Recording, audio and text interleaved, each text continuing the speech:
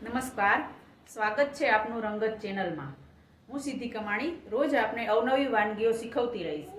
અવનવી વાનગીઓ શીખવા માટે અને જોવા માટે જોતા રહો મારી યુટ્યુબ ચેનલ। જો મારી વાનગી તમને પસંદ આવતી હોય તો મારી ચેનલને લાઈક કરો, સબસ્ક્રાઈબ કરો અને વિડીયોને શેર કરો અને તમારા ગ્રુપમાં પણ મારા વિડીયો શેર કરો।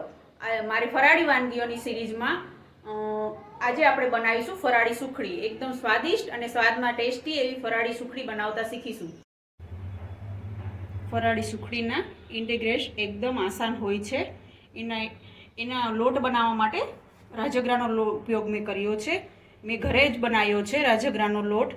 રાજગરો એક ધીમા તાપે અધકચરો શેકી લીધો છે, પછી ઠંડો કરીને મેં એને કકરો લોટ મિક્સરથી દળી લીધો છે। 1 વાટકી રાજગરાનો લોટ લીધો છે।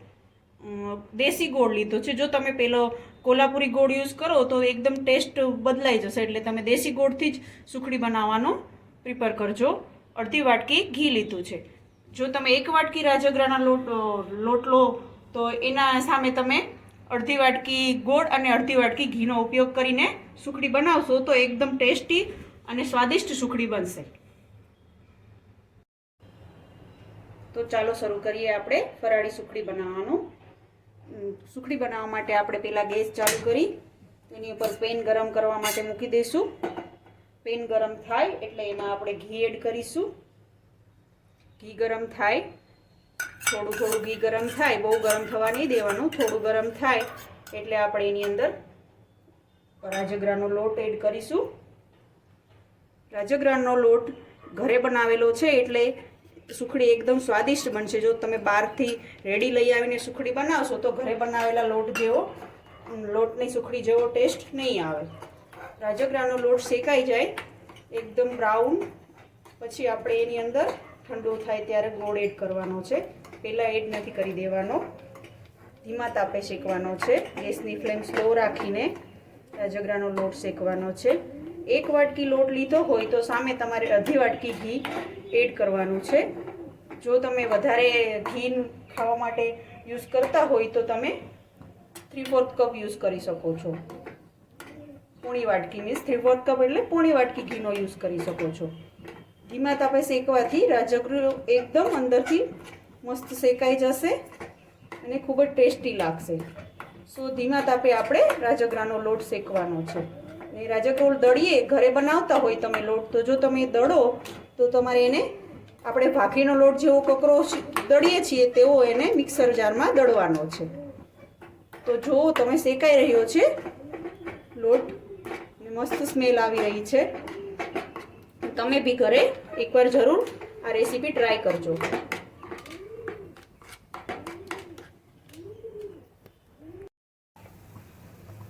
લોટ 5 થી 10 મિનિટ શેકીને એકદમ બ્રાઉન રેડી થઈ ગયો છે।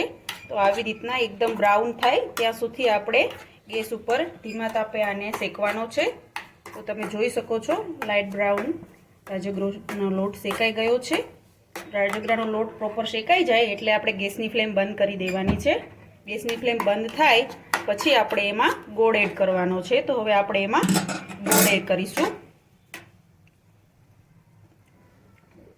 થોડું ગરમ હોય ત્યારે ગોળ એડ કરવાથી એકદમ ગોળ પ્રોપર મિક્સ થઈ જાય છે। અંદર દેશી ગોળ હોવાથી એકદમ મસ્ત મિક્સ થઈને પ્રોપર વેમાં સુખડી આવી જાય છે।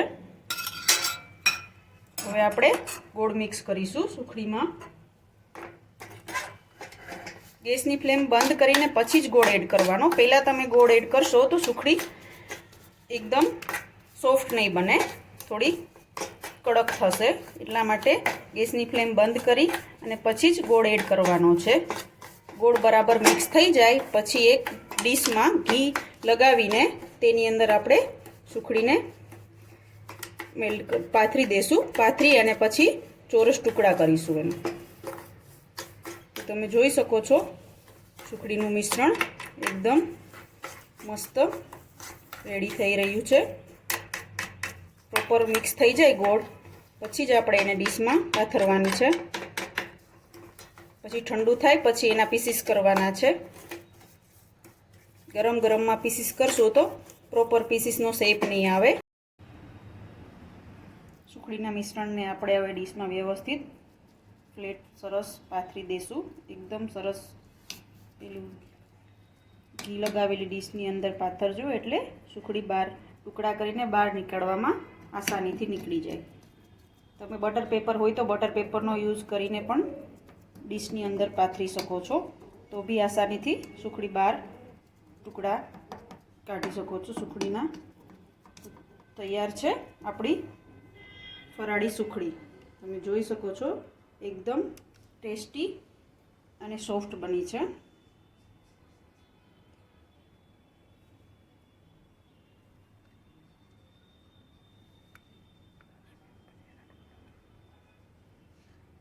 થોડી વાર ઠંડી થાય પછી તમે સુખડીના ટુકડા કરી શકો છો. ગરમ ગરમ ટુકડા કરવા નહીં.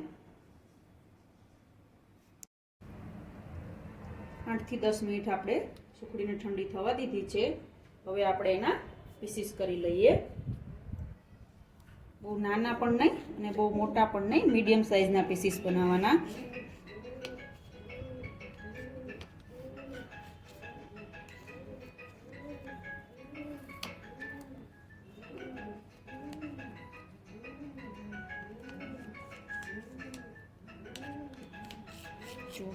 તમે જોઈ શકો છો સુખડીના પીસીસ.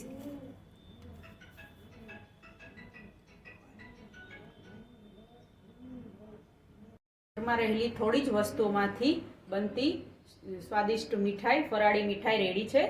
તો રેડી છે ફરાળી સુખડી.